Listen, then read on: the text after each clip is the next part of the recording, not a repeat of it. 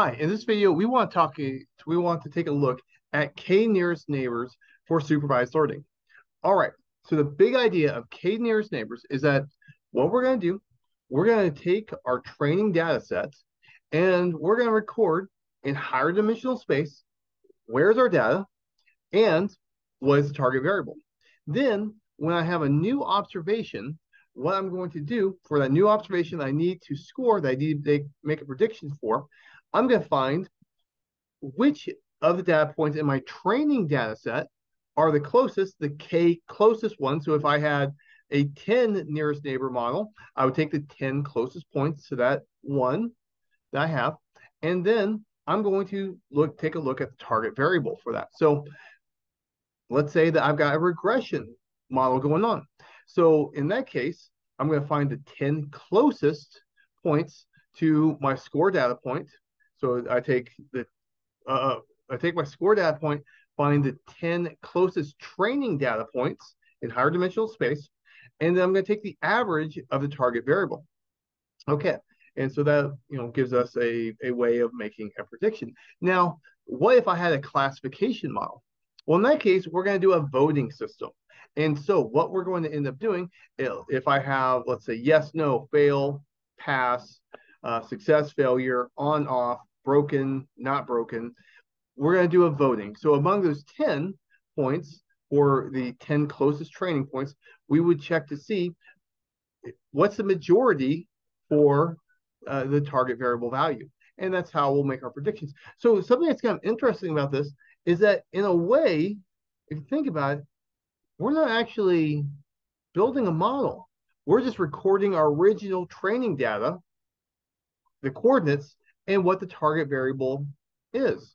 And so, this has a kind of a very different flair from other models that we have in supervised learning. All right, so the basic idea behind k-nearest neighbor is to predict the target variable for a new observation based on the outcome of the most similar or closest neighbors in the training data set. Unlike other learning algorithms, k-nearest neighbors doesn't really produce a model per se. Instead, it memorizes the training data set, and the predictions are made on the fly by finding the k closest training observations. All right. And so here's a way to describe the process of doing, k-nearest neighbors algorithm. So first and foremost, we have to pick our k. So that's a parameter value that we will have to decide on. We can do, a grid search for that. For a new observation, we calculate the distance between that observation and every other instance in the training data set. And then we find the k closest ones. And then for classification, we do a voting system, the mode of the target variable on the training points. And for regression, we take the mean of the k closest target variable values. All right. And so something that we need to consider is, well, if I'm computing distances, I need a distance metric. And so this will drastically impact how we go about this and the results we get. Also, we need to decide how many neighbors am I going to consider? All right, so imagine the two extremes. Imagine in my situation, I was to go with just the one closest neighbor. Well, that's just 1 point. It's one point, from a statistics point of view, there's one random point floating in higher dimensional space. And so that's going to be kind of unstable. We don't have the advantages of taking a mean. Remember, a mean has convergence values. So, we consider a mean to be far more trustworthy than an individual data point in most situations in statistics. And so, one data point isn't going to be good enough. We would like to have more, the more points that we have in a mean, the more we trust that mean in general.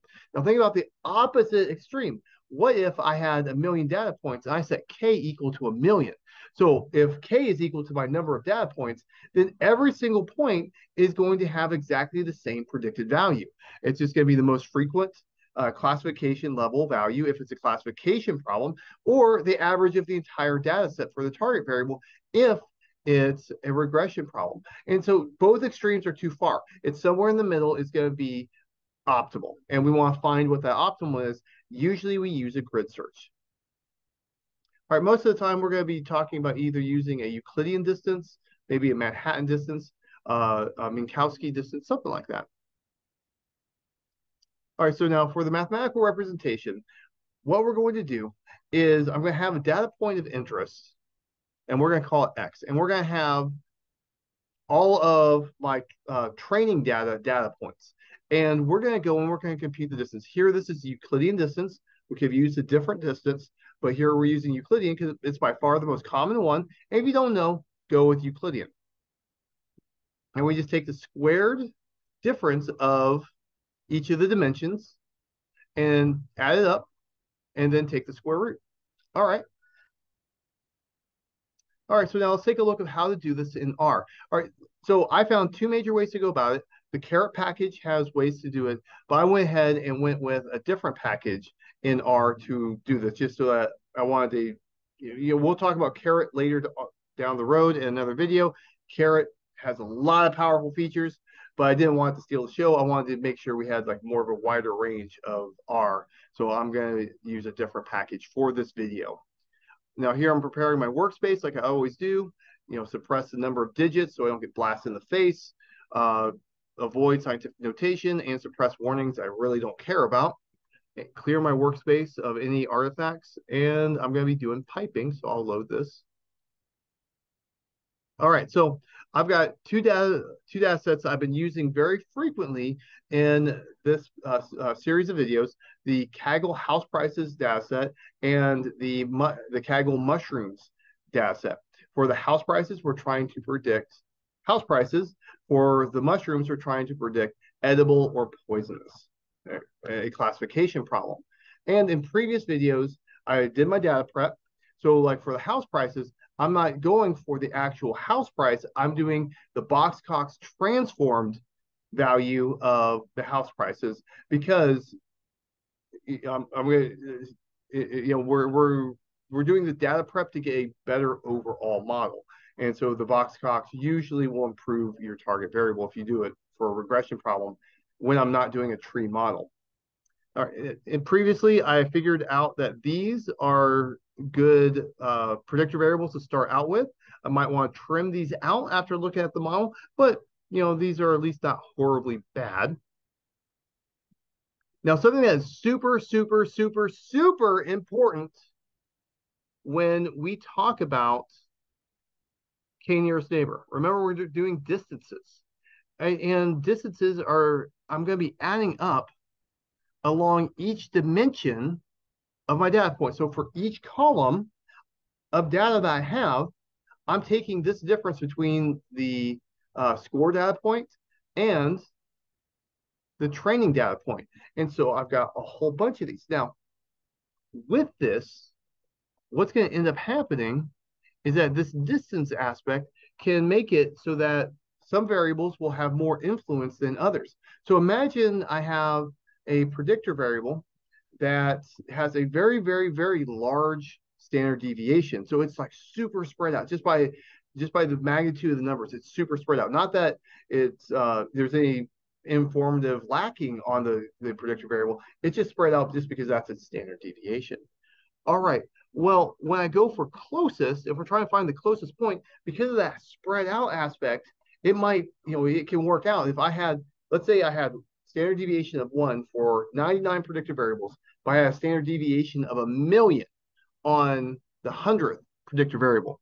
Well, that 100th predictor variable, just because of how spread out it could be, that's going to overwhelm and dominate that distance. And what will happen is, approximately speaking, my k-nearest neighbor model will be just doing k-nearest neighbors on that one predictor variable. That's not 100% correct, but that's a good way to think about it.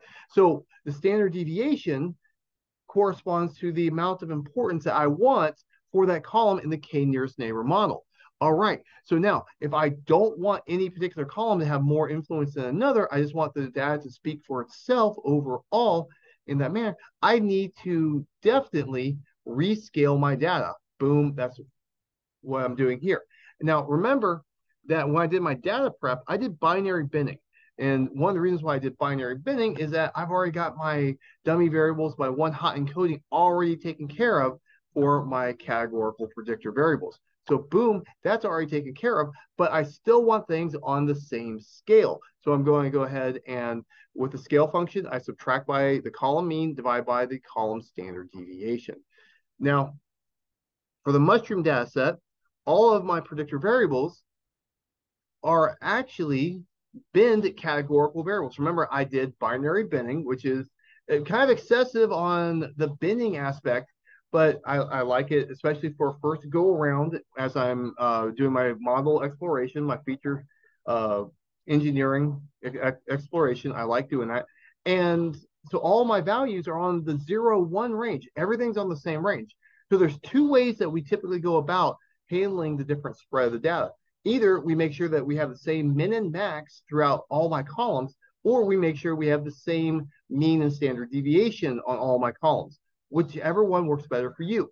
I usually go with subtract the mean, divide by standard deviation, because my scoring data down the road might have different values, more extreme maximum, more extreme minimum than what I've seen in the data. And there are just things that don't work out as well. So I recommend what's called like normalization from a z-score normalization point of view. All right, so let's start working with the KKN package, and we're going to be using its namesake function to fit a model. So here I've got the Box-Cox transform sales price. So we do like to have transform predictor variables for this type of model structure. And here I've got my data set. I'm restricting it to just the training data. And you'll notice that I'm only passing in my target variable and my predictor variables. And in this format, with the formula, I don't have to write out all of the predictor variables. That dot says use all columns besides the target variable. So that's a very nice, very short way to get my formula going. I just have to set up my columns the correct way. And so here I can set up what my test set is for this. And previously I did a grid search using caret package train function. And here I'm using Euclidean distance and default of optimal kernel. And so now I'm going to get a first run model. Now here I'm doing the same thing, except this time I've got my mushroom data set, and I'm interested in, is this poisonous or edible? Now, for this one, for this model structure, I can't have a character string. If you notice, when I loaded the data initially, this was character string data. Class was character string. I don't want it to be character string. It needs to be a factor. And so I just do that. Easy peasy, lemon squeezy. All right, so now that's a typo. I should erase that, by the way. All right, choosing the right value of K. So it's super important that I get the right value K. And it doesn't have to be exactly the right value, but it needs to be pretty close to it. So if I have too small of a K, what's going to end up happening is I'm going to start picking up noise in the system, noise that's in the training data that's not in my scoring data. That'll be a problem. If I have too large of a K, things are going to be too smooth. And it's going to be, the average is not going to be as tuned to the target variable as I want it to be. So think of those extremes. The K of 1 is going to end up giving me like a lot of noise in the data because it's detecting individual data points instead of taking averages. While if K is equal to the number of observations I have, it's going to be just the same value across the entire data set. There's no point in having a model. It's extraordinarily smooth. All right, so we can go through and do cross-validation to find that right K. What K is best? I don't know. Let's go find out. All right, and so we're going to use the train.kkn function to do this. And it'll go through, and here I'm running 1 to 100. All right, I mean, that's a decent range of values, but this was fast. I was surprised at how fast this ran. And so it went through and it found the best K is 31. I would have never picked 31, by the way. I thought, 15 would have been fine. I didn't anticipate to be that large of a number, but hey, here we go.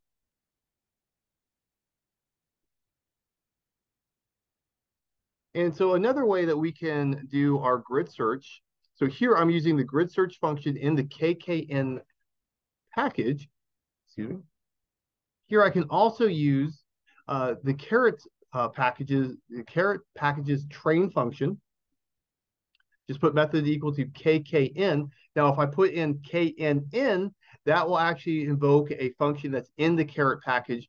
Very good function to use, but I wanted to just go with this different package to run with.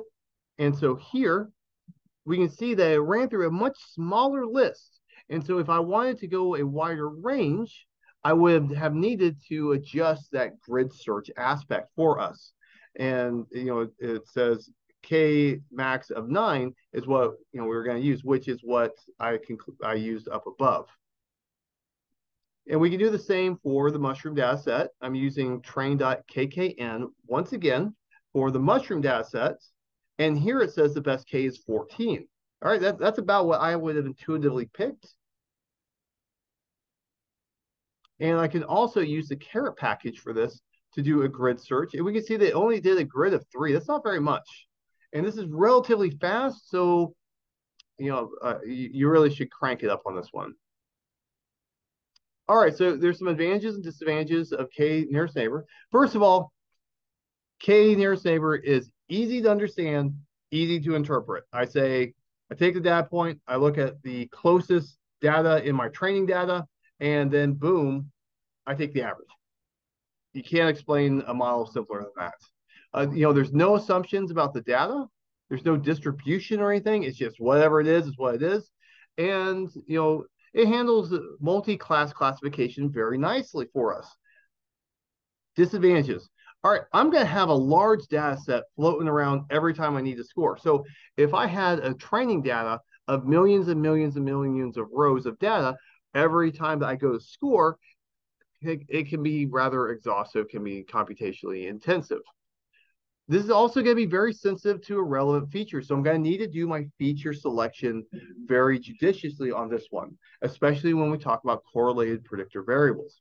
Also, it's very sensitive to the scale of the data. Remember, I rescaled the house prices data set, predictor variables, and previously I put the mushroom predictor variables all on the same range from 0 to 1. So I didn't have to worry about that. It's not sensitive on the scale that I'm operating on because I already did my data prep. Now, scale and normalization is super important. So we have min-max scaling, where we take our column of data, we subtract off the column's minimum value, then divide by the range of values in the column. That's guaranteed to give us a minimum value of 0, maximum value of 1. And if I do this for every single column, all columns will have a range of 0 to 1. Now, the one that I use more frequently is going to be x minus x bar, x minus its mean, then divide by the standard deviation of x. And, that's like z-score normalization. All right. And so this is the one that I prefer to use. Now, variable importance for K nearest neighbor, we really don't have like a direct way of getting variable importance. It's not like we have coefficients that we can take. It's not like the number of splits like we have in trees. We can't add up the absolute value of coefficients like we can, or weights, I should say, in neural networks. We don't have as direct of a way. So what we could do instead is that we can go through and I can build my model. And then what I can do, I can shuffle a column of data and run the score, make the predictions on the data set and see what happens to the accuracy. So if I shuffle a column and the accuracy doesn't really change, I know that column isn't very important. But if I shuffle a column and the accuracy absolutely plummets, then I know that column is very, very important. That's a permutation importance. Also, we can do forward selection and backwards elimination. So here, if I remove a predictor variable and I see accuracy plummets, that's an indication that it's a very important predictor variable. Also, if I remove a predictor variable and accuracy doesn't degrade or maybe even improves, I know that it's not an important predictor variable. All right, so computationally expensive are some of our limitations and considerations. So, the permutation methods, I have to do this every single time for every single column. I have a good amount of data. It might not be feasible. Um, in the permutation technique, it's hard to, there's really no way to address interactions that might be going on between different columns. Also, another one to think about in that distance measurement, let's say I made a mistake and I had two columns that were perfectly correlated with each other. Or if they're perfectly correlated with each other, then effectively, if I was just, let's think of just this one, if they're perfectly correlated, then this one is a match of this one. I can go back and forth, mathematically speaking. And so what would happen is like this one column that's correlated with this one column is getting double the influence in that distance metric. Well, if it's getting double the influence, that could be a problem. If I want to have all my columns have, the equal amount of influence, which I probably want to do if I'm not, manually, adjusting standard deviations, correlated predictor variables can cause problems in this model structure. So I have to take my time and make sure that in my feature selection step, I actually choose to filter out correlated predictors. So when I have a redundant correlated predictor variables, it's going to impact my distance calculations. And those correlated ones are going to have more influence than they should. Now, we have several distance metrics. Now, we don't have as many options in the KKNN package as I show here. The KKNN only gives us options on the exponents in the distance calculations, but I'm going to talk about some other options in case you're using another package or module. So Euclidean distance, if you don't know, go Euclidean. And something I want to point out, we've got like a square here. The larger the exponent here, the more important the bigger values are going to be. Bigger distances will get expanded. So if I have, let's say, I have a number, let's say 5. If I square it, that gets bigger, right? But if I have a number that's less than 1 in magnitude, let's say 0.5, 0.5 squared is 0.25, that's smaller, right? So what's going to end up happening is that those bigger distances are going to be more important when we apply a larger exponent to the calculation. Now, Manhattan distance is also called the taxi cab distance, is absolute values. And this will correspond to a exponent of 1. Here we have the Minkowski distance. So notice I have P and the Pth root going on. And where if P is 2, we have Euclidean distance, P is 1 is Manhattan distance. Hamming distance is, either they're equal or they're not, 0 or 1. And now here, if this is not in the KKNN package, but this is in other packages, is that we can actually take into consideration correlations for us by taking the inverse of the correlation matrix. Now, when I do a correlation matrix, if I have missing values, it's possible for me to have a non-invertible matrix. Just be warned about that. Just know that that's possible. It usually isn't an issue if I have a good amount of data.